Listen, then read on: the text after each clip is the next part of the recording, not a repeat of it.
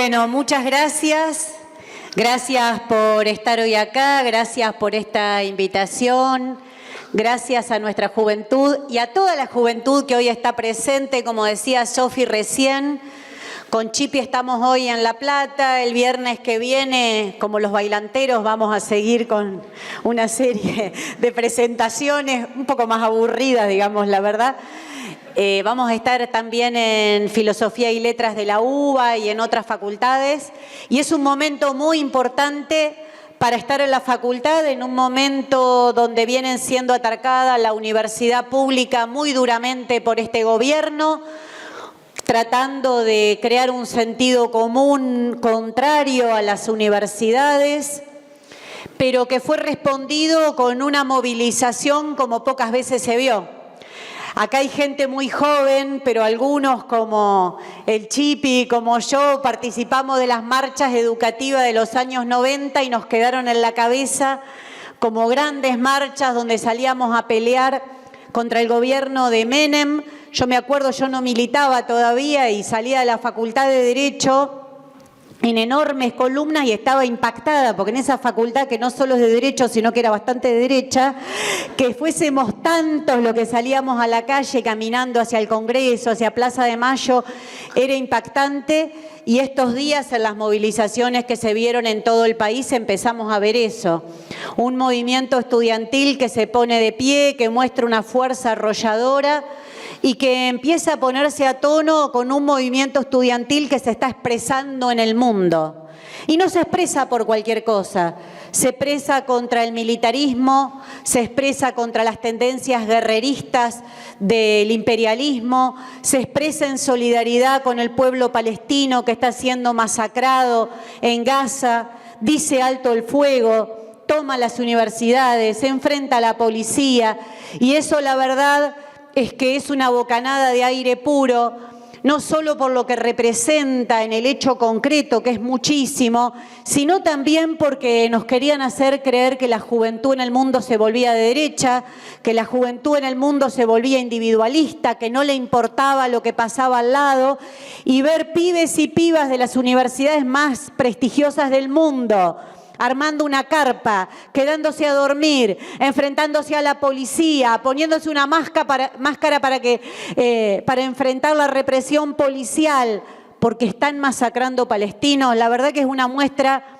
de solidaridad enorme que está tirando abajo además la campaña que el Estado de Israel había logrado instalar poniéndose como víctima, ¿no? Entonces me parece que esa juventud en el mundo está dando una muestra de algo muy, muy grande y que la movilización que se hizo en nuestro país empieza a permitirnos la posibilidad de soñar con un movimiento estudiantil que, como fue aquel del Cordobazo, se una a los obreros y volvamos a cantar todos juntos, obreros y estudiantes, para transformar esta sociedad de raíz, aquella gran acción histórica que fue el Cordobazo, que tenemos que volver a recuperar, que tenemos que volver a pensar qué lecciones nos deja. Hace un tiempo parecía algo bueno, no sé, te decían, pero mirá, todos los pibes votan a Milei, todos los pibes se hacen de derecha. Ahora tenemos algunos puntitos más a nuestro favor que nos permiten pensar en que eso es posible. Y también creo que es posible pensarlo porque también la clase trabajadora se empieza a poner de pie. Veníamos de distintas expresiones, del paro del 24 de enero, pero el paro de ayer fue contundente en todo el país. Fue contundente en todo el país. Y no porque lo digamos nosotros, lo digamos nosotras. Hoy leía que el gobierno estimaba 520 millones de dólares, decía, se perdieron por el paro. Eso ante todo nos ahorra una discusión a la izquierda, ¿no? Sobre cuál es la clase productora, sobre quién mueve el mundo. Porque si un día los trabajadores no van a laburar y ellos pierden tanto, ¿y por qué no hicieron funcionar todos los empresarios? Los que dan trabajo, como nos dicen siempre en los debates de la tele, ¿vieron? Ah, pero el empresario da trabajo. Ah, mira vos, ¿no era que daba trabajo? Ayer se demostró que se apropia del trabajo ajeno y que si los laburantes no van a hacer funcionar las máquinas, no van a hacer funcionar los colectivos, no van a las alimenticias, no vuela una mosca, no vuela una mosca. Así que creo que estamos mejor para discutir algunas cosas, ¿no? Después de estos últimos días, donde nos querían presentar un gobierno nacional que venía con todo, una aplanadora que pasaba por arriba con todo, que no se lo podía enfrentar. Y al revés, lo que se empezó a ver era la preocupación del gobierno nacional ayer por decir que el paro no era tanto, que el colectivo, que no sé qué, las pavadas la mandan a hacer a Bullrich, esas cosas. Bueno, ella se presta, digamos todo. Digamos todo, a ella le gusta un poco el papelonazo, ¿no? Pero la mandaban, encima le dieron una sube que no tenía carga, no la cuidan. No sabía cómo se usaba, ¿viste? Debe ser 200 años que no se sube a un colectivo. Empezó a ver dónde se ponía, cómo era, encima le pone que no tenía saldo. Bueno, pero todo eso era para mostrar o intentar mostrar que estaban fuertes y no lo que realmente creo que pasa es que le produce a un gobierno una gran preocupación, porque es un gobierno que no solo está ajustando y muy fuertemente a las universidades, sino que tiene todo un plan de ataque al movimiento obrero que es histórico. Por eso uno de los problemas que deja como conclusión el enorme paro que se realizó en el día de ayer es que no dice cómo seguir. Hubo una conferencia de prensa de la CGT y tampoco, no dijeron cómo sigue esto, cómo continúa con un plan de lucha. ¿Y por qué es tan importante esto en un día como el de ayer, en este contexto? Porque en la Cámara de Diputados nos habrán visto dar algunas peleas, gritar un poquitito. No nos van a callar, eso quedó claro, que no nos van a callar, eso lo entendieron. Pero a fuerza de colaboradores, a fuerza de traidores, lograron aprobar una de dos de las peores leyes que se han aprobado en nuestro país, que contienen un profundo ataque a la clase trabajadora, especialmente a las mujeres, pero de conjunto un profundo ataque a la clase trabajadora. Por eso no nos podíamos callar, por eso gritamos tanto, por eso, como dijo el presidente de la Cámara de Diputados, Martín Menem, dijo, los de izquierda son 5, pero parecen 100. Bueno, para nosotros, compañeros y compañeras, es un orgullo ser 5 y parecer 100, porque hay otros que son 100 y parecían 5 a la hora de enfrentar esta reforma infame. Así que lo diga... Que lo diga un Menem demuestra que no hay ninguna complicidad con la izquierda, que es un hecho bastante objetivo de cómo con todas nuestras fuerzas venimos peleando afuera, porque somos una de las fuerzas que viene peleando afuera del Congreso, enfrentando las brutales represiones de Patricia Bullrich y también dentro de ese recinto. Porque siempre lo digo, cuando ustedes nos eligen, no nos eligen ni para que nos callemos la boca, no nos eligen para que seamos cordiales con el poder, ni económico, ni de ningún tipo, no nos eligen para que transemos los derechos de las mujeres, sino para todo lo contrario. Por eso dimos la pelea que dimos, porque con esta ley que se aprobó, la ley Bases, se termina la moratoria previsional. Eso significa que 8 de cada 10 personas de nuestro país no se van a jubilar más con el sistema jubilatorio actual. Imaginen esta sala, de cada 10 solo se jubilarían 2, 8 quedarían de este lado, 2 pasarían a jubilarse, 8 de este lado. En las mujeres el impacto es enorme, 9 de cada 10 mujeres no nos vamos a jubilar si se aprueba esta ley. Entonces, ¿cómo nos vamos a callar?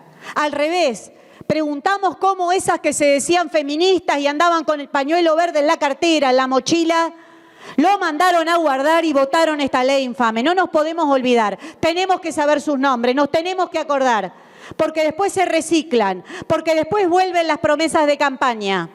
Y lo que acaban de votar es terrible. Votaron que en el empleo público no se respeta más ni siquiera la licencia por embarazo. Es decir, que te pueden echar estando embarazada. ¿Eso no le parece que es un ataque a las mujeres?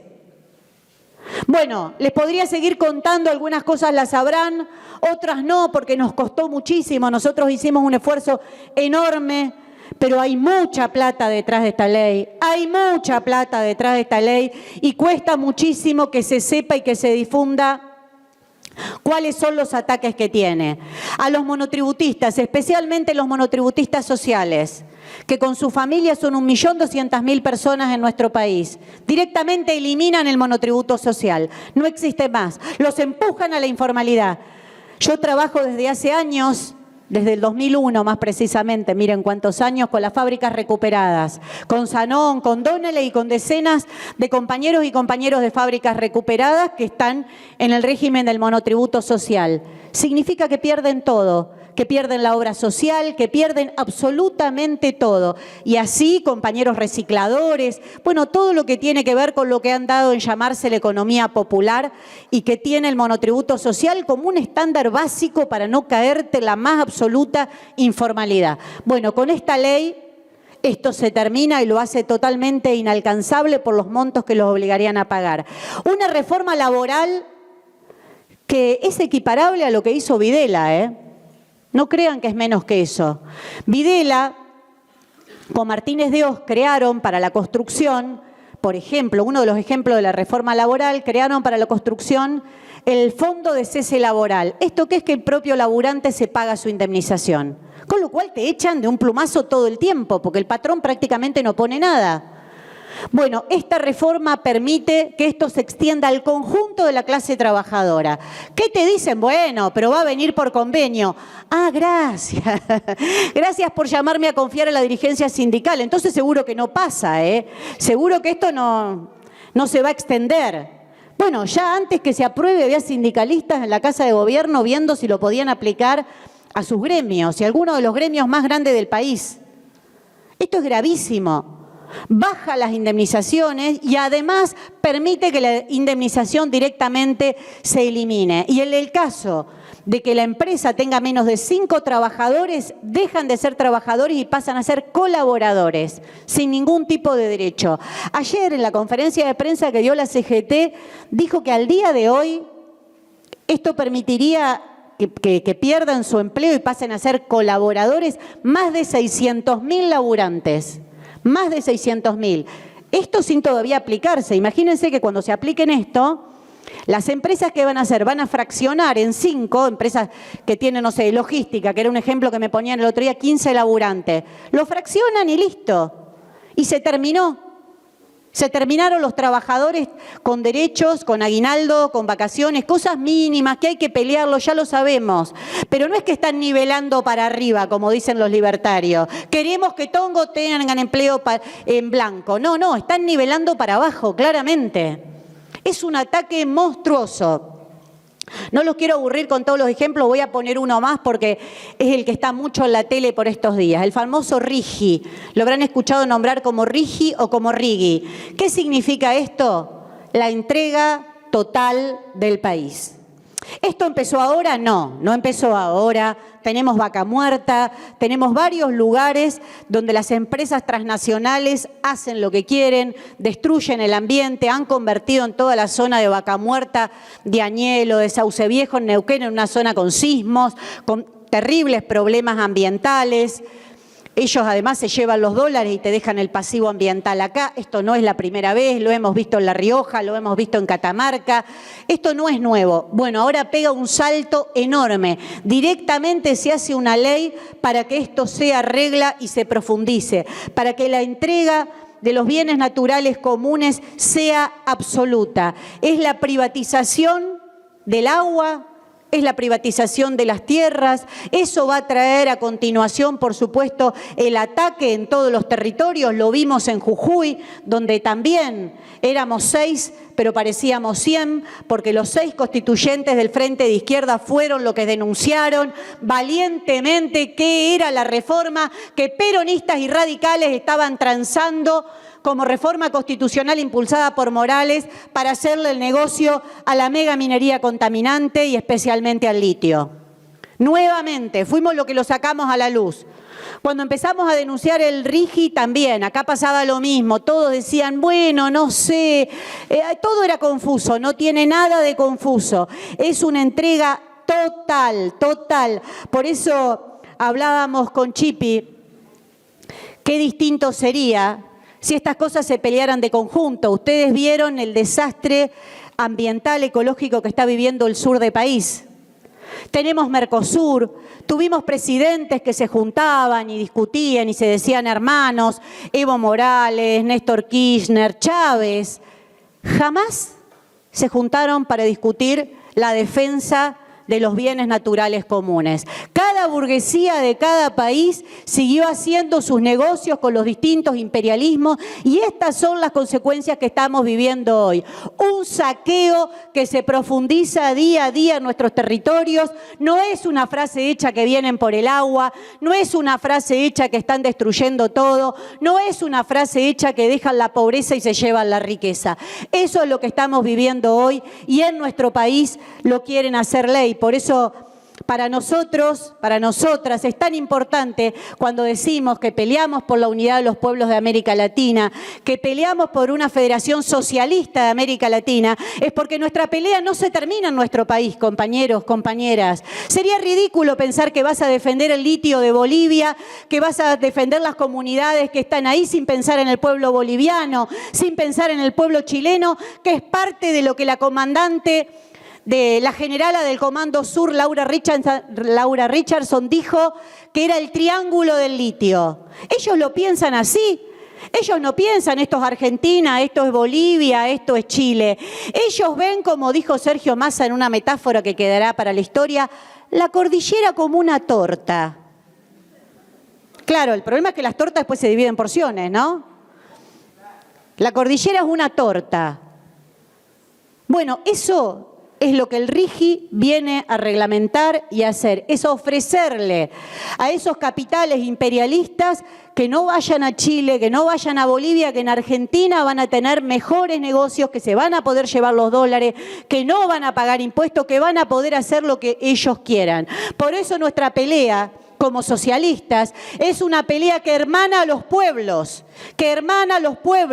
contra estos grupos empresarios, contra las burguesías locales que solo planean ver cómo son parte del saqueo. Solo se piensan cómo son socias de ese saqueo y no como tendríamos que estar discutiendo ahora, en común una transición energética, por ejemplo, como deberíamos estar peleando en común el no pago de la deuda externa, que es el origen de todo esto. Esto es parte del sometimiento y las condiciones que pone el Fondo Monetario cuando ata a nuestros países. Por eso, orgullosamente, somos parte de esa minoría que no votó el acuerdo con el fondo, que nos decían de todo, que íbamos a la tele y nos decían que irresponsable la izquierda, ustedes no piensan en el país. El que no piensa en el país es el que le da al Fondo Monetario el manejo de la economía. Y esto que estamos viendo ahora es parte de eso.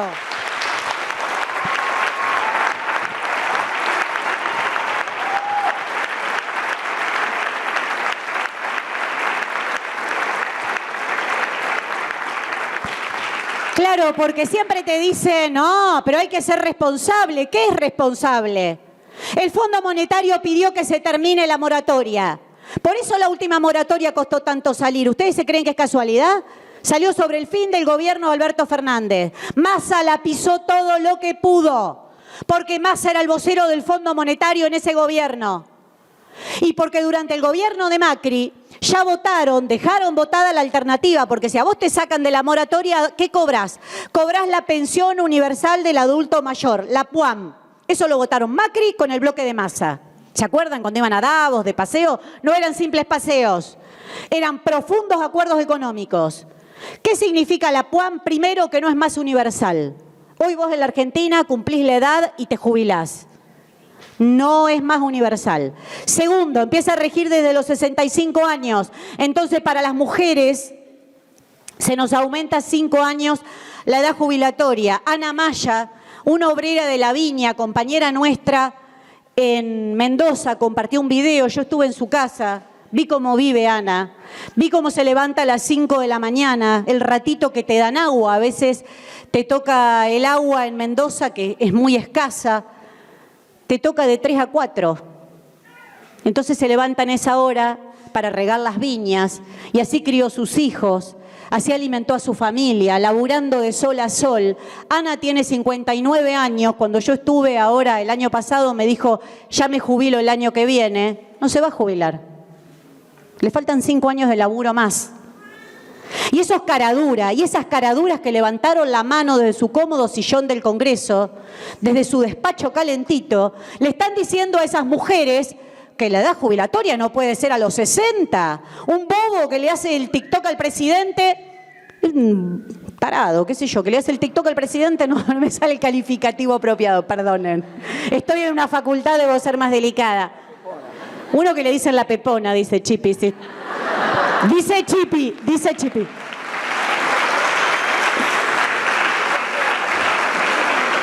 Bueno, ese pibe que no entiende nada, me puso en las redes sociales, ¿ustedes no querían igualdad? Dice, ahí tienen, jubílense como los varones a los 65. Pobre pibe, ¿no? Podría haber dicho que los varones bajen a 60. Podría haber dicho que los varones bajen a 60, pero ni se le ocurre. Pobre pibe, no sé quién lo habrá parido, pero seguro una mujer que lo parió. Hubo una mujer que le cambió los pañales, hubo una mujer que le dio la mamadera, una mujer que lo llevó a la escuela.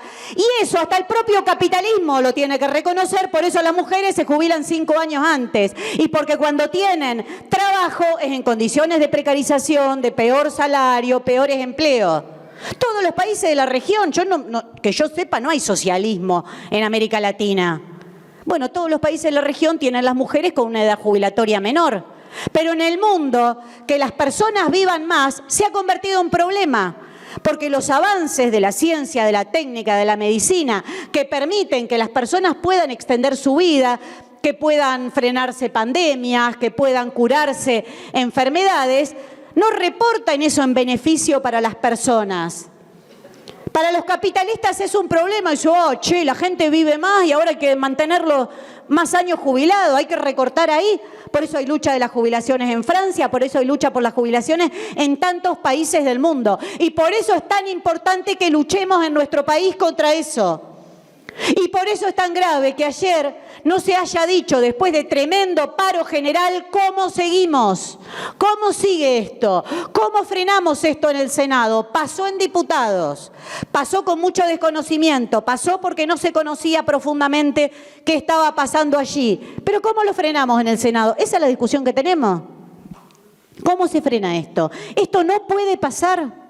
Tenemos que ser miles, hay que explicarlo en las universidades, hay que explicarlo en los lugares de laburo. Cada uno de nosotros, de nosotras, tiene que tomar esa posta. Esto no puede pasar. No puede pasar que esas luchas en una zona como La Plata, con tantos desaparecidos trabajadores de las grandes fábricas que desaparecieron, que murieron luchando, defendiendo los derechos de los trabajadores y las trabajadoras, con obreros como los del astillero Río Santiago que ejemplarmente enfrentaron las privatizaciones del menemismo, que siempre han estado a la cabeza. ¿Cómo vamos a aceptar que ahora te digan de un día para otro no sos más trabajador? Que privaticen más de 10 empresas, aerolíneas, ferrocarriles, todo el listado que tiene de privatizaciones. ¿Qué? ¿No vamos a hacer nada? No vamos, nosotros de nuestra parte vamos a poner todas nuestras fuerzas, todo lo que podamos para parar esa ley el día que se trate en el Senado. Y queremos nombre por nombre, qué va a votar cada uno, saber qué vota, porque esto no solo es un problema, como les decía, de colaboradores, sino también de traidores. Están los colaboradores.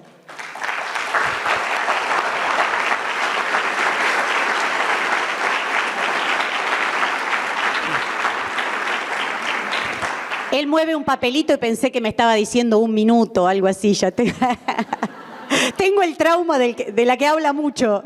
Dije, me está diciendo que la corte. Ya termino. No estaba haciéndolo, no hizo nada. No, pero les decía algo que es muy serio y que creo que lo tenemos que reflexionar muy pacientemente. Hubo muchos colaboradores. Porque imagínense, después de la marcha universitaria, el partido de Jacobiti, que recorrió la facultad, que recorrió los medios de comunicación diciendo que defendía la educación pública, se sentó en el Congreso y votó esto. ¿Ustedes vieron un doble discurso más grande que ese? ¿Cómo que vos defendés la universidad pero dejás a las mujeres que trabajan en la universidad sin licencia? ¿Cómo que vos defendés la universidad pero dejás a las mujeres que trabajan en la educación sin jubilación? ¿Cómo que defendés la universidad pero le reventás los derechos laborales a los pibes que la mayoría de los que van hoy a la universidad pública laburan? Entonces estas cosas hay que pensarlas, hay que reflexionarlas y hay que discutirlas mucho. Sin chicana, digo yo que soy la chicanera más grande del mundo, ya sé. Ya les vi las caras, cuando lo dije le vi las caras. No, pero lo digo en serio, hay que pensarlo, hay que reflexionarlo. Es grave lo que pasó. Cuando el PRO hizo campaña electoral, ¿dijo que iba a privatizar aerolíneas? O sea, los que votaron al PRO. Ni Milei dijo que iba a privatizar aerolíneas. Milei decía, se las voy a dar a sus trabajadores, que nosotros decíamos, ¿qué quiere decir eso? ¿Viste? Aerolíneas recuperada por sus trabajadores, ¿qué está diciendo? Claro, porque es una aerolínea, yo quiero que esté bajo control de los trabajadores, pero tiene que ser estatal. Yo quiero que se discuta cómo se organizan los vuelos en función de las necesidades de toda la sociedad. No, eso es lo que proponemos nosotros, pero no era eso lo que decía Milei. Pero el resto de las fuerzas políticas, ¿dijeron eso? Y ahora voy no solo a los colaboradores, sino también a los traidores.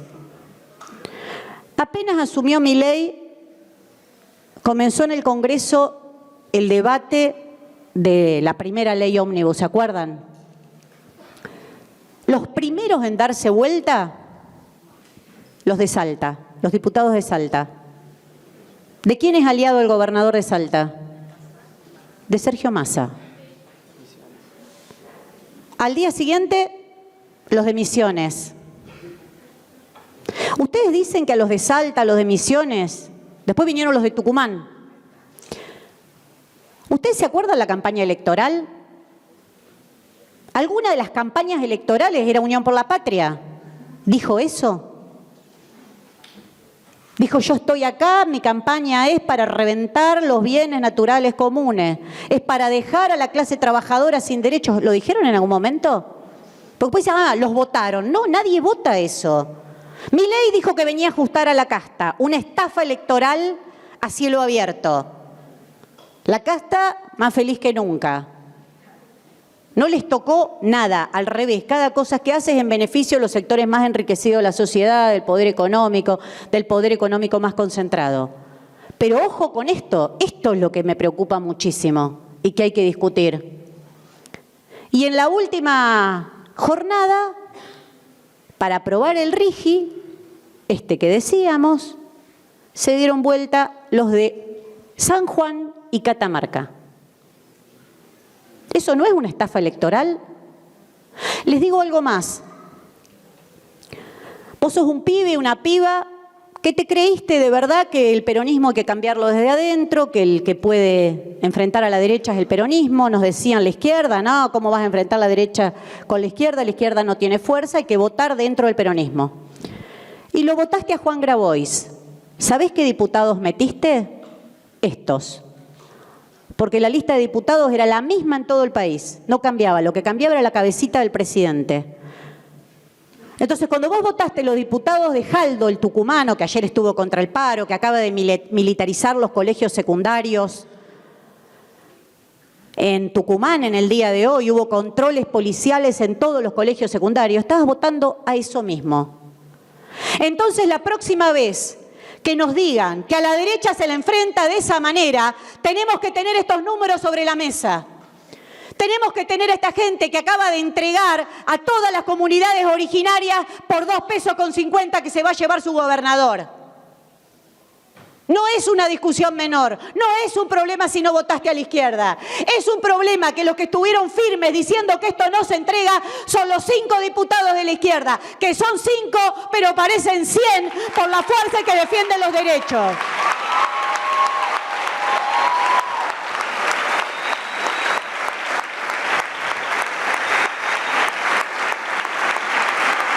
Claro, compañeros, claro. Por eso digo que es una discusión para hacer sin chicanas y reflexionarla. Porque siempre nos dicen, ¿cómo votaste a la izquierda? ¿Y a quién querías que vote? ¿A los diputados de Jaldo? Pero mucha gente los votó confiada que estaba dando una pelea, que desde adentro se puede cambiar algo. ¿Cómo que no? Yo no me la agarro con esa persona, pero quiero dar la discusión de a dónde terminan estos rejuntes, porque ya se está preparando el rejunte para el año que viene. Ya algunos ya se largan de candidatos. Y yo pregunto, ¿es el momento de candidatearse o de luchar contra Milei? ¿Es el momento de estar discutiendo y desangrándose en internas para ver quién es el candidato el año que viene y asume en diciembre del año que viene? Entonces yo vengo acá y les digo, cuando yo asuma en diciembre del año que viene, esto se termina. Y mientras tanto, ¿qué plato de comida le das a tus hijos? Y mientras tanto, si te despidieron del laburo, ¿qué haces? ¿Esperás al año que viene que Miriam Bregman me prometió? En serio les digo, se dicen cada cosa. A Milei se lo enfrenta ahora y nosotros nunca hicimos especulaciones, nunca. Por eso el 20 de diciembre estuvimos en la calle, a días de asumido Milei. Ahora me enteré que me hicieron una causa judicial, no sé, por haber estado ahí. Sí estuve ese día en la calle, sí estuvimos ese día en la calle.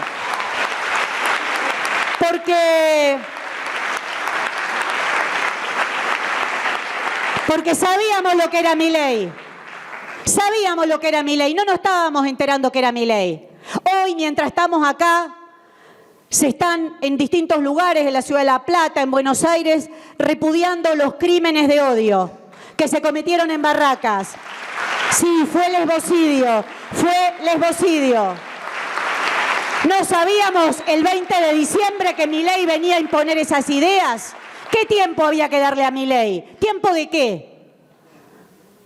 La mitad de la población no lo votó. Mira si no tenías terreno fértil para con esa mitad organizarte, pelear y pacientemente discutir con aquellos que creían que Milei iba a ajustar a la casta, que lo votaron porque venían de años de vivir mal, de años de que el salario no les alcanzara. Pero ahora, todavía, ¿sigue siendo la izquierda la que está fuera del Congreso cuando se votan estas cosas? ¿Qué tiempo hay que darle a Milei? ¿No será que lo que priorizan es reorganizar el propio peronismo que ir a enfrentar a Milei? ¿No será que desangrarte en peleas internas hace que eso sea más importante para ver qué haces en las elecciones del año que viene o dentro de 3 años y no pelear contra este gobierno ajustador? Es un debate. Yo no le voy a esquivar ese debate. No le voy a esquivar ese debate porque nosotros ponemos toda nuestra fuerza en eso. Porque a nuestro compañero Matías Aufieri, asesor de nuestra banca, le sacaron un ojo por ir a relevar quién eran los heridos en la puerta del Congreso. Entonces nosotros no especulamos, compañeros, compañeras. Nosotros queremos discutir eso porque Argentina viene en un círculo, pero que no es siempre igual, es un círculo descendente. En eso se ha transformado nuestro país.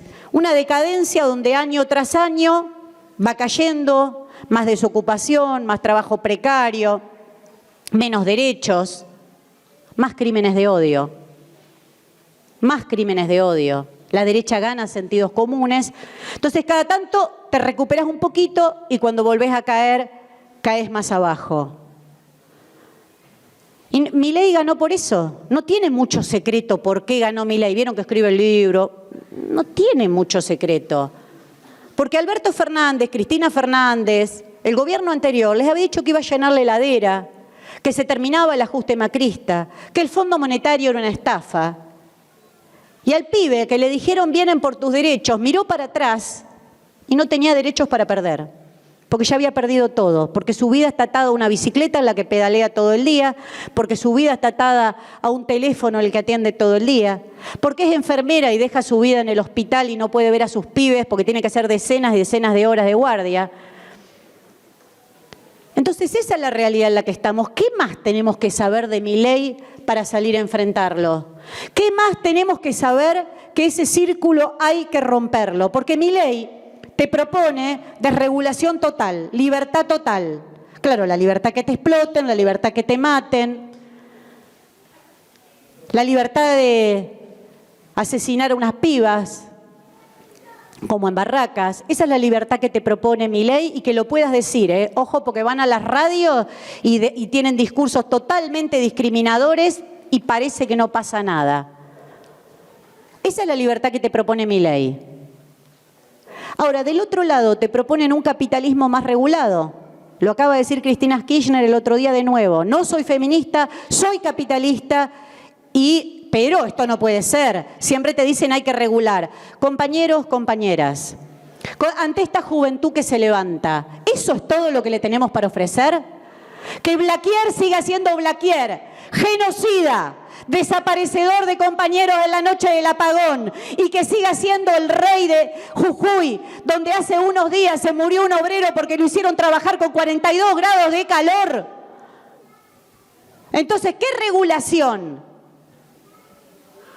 Blaquier se siguió llenando de guita en todos los gobiernos constitucionales posteriores, que no solo le garantizaron su impunidad en cuanto a los crímenes del genocidio, sino también que es uno de los empresarios más ricos del país. La empresa Ledesma es una de las más ricas del país. Y así podría poner ejemplo de todos esos empresarios que tuvieron campos de concentración en sus fábricas. ¿A esos querés regular? ¿Qué querés? ¿Que no hagan trabajar a los obreros con 42 grados, solo hasta 40? No. Nosotros peleamos porque gobiernan los trabajadores y las trabajadoras, por terminar con este sistema social de explotación y de opresión.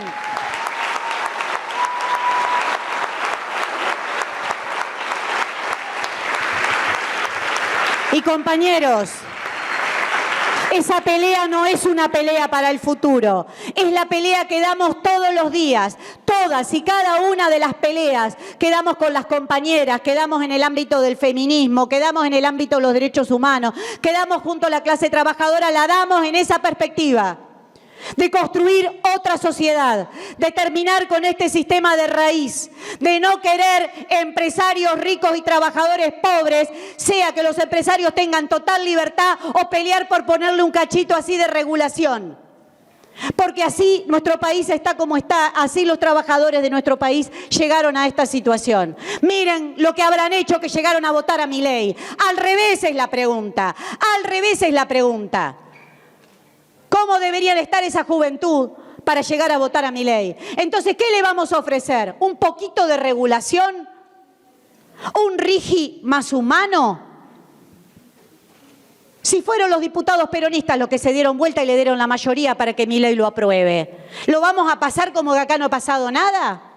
¿Eso era dar la pelea desde adentro? ¿Meter a los tucumanos, meter a los catamarqueños, meter a los sanjuaninos? No, compañeros y compañeras, tenemos que ser muy claros. A esta juventud que empieza a levantarse en nuestro país hay que plantearle otra cosa. Hay que terminar con este sistema de explotación. Hay que terminar con toda forma de opresión y para eso la pelea es desde ahora. ¿Cómo se empieza? Construyendo una gran fuerza militante que pelee cada día desde esa perspectiva. Porque gobiernan los trabajadores y las trabajadoras. Miren, para eso no necesitamos gritar, para eso no tenemos que gritar ni un poquito. Lo que tenemos que hacer es discutir todos los días con los compañeros de laburo, con los compañeros de estudio, por qué peleamos, qué futuro queremos. No hay planeta B, lo van a destruir. Lo están destruyendo. Tenemos que discutir eso. Yo acá termino y le doy la palabra a Cristian, pero me parecía que teníamos que empezar a sacar algunas de las conclusiones de lo que pasaron estos días, porque todos van a querer que rapidito pasemos a otro tema. No, nosotros nos vamos a talonar acá y vamos a dar las discusiones que hay que dar, porque no queremos más un mundo donde el 30% de la comida que se produce se tira y los pibes no tienen que comer. No queremos eso. Vamos a pelear por terminar con este sistema totalmente irracional. Muchas gracias.